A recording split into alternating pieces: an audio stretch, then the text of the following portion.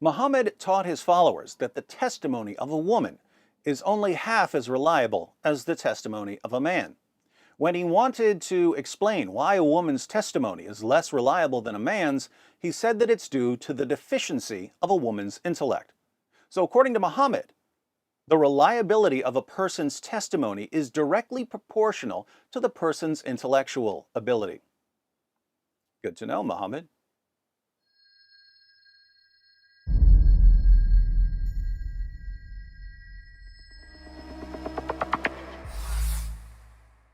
The Apostle Paul was a brilliant scholar who defended his views in Athens, the intellectual capital of the ancient world, and in other major cities. He had discussions with the Stoic and Epicurean philosophers of his day, and he could quote their sources to them. Even Antony Flew, one of the 20th century's most impressive critics of Christianity, said that the Apostle Paul possessed a first-class philosophical mind. Muhammad, by contrast, was an illiterate 7th century caravan trader.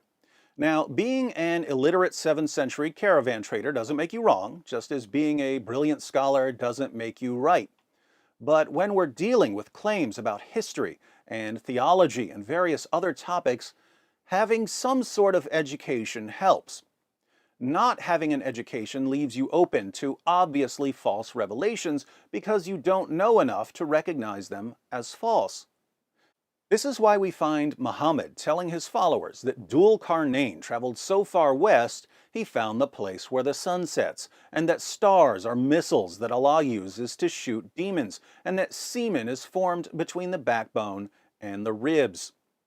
These are exactly the sort of absurdities we would expect from someone who has no clue what he's talking about and who therefore has no clue whether his revelations line up with reality.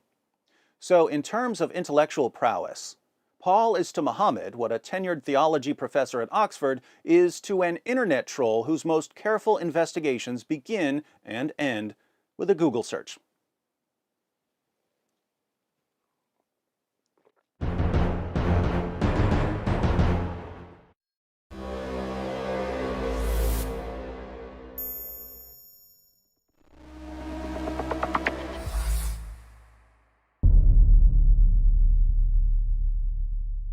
Hi everyone, thanks for watching.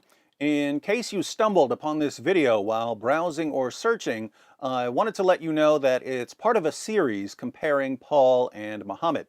So if you'd like to see the full series, be sure to click on the playlist. If you're already in the playlist, you're about to see that while Paul understood the Old Testament, Muhammad certainly didn't. Why is this important? Stay tuned.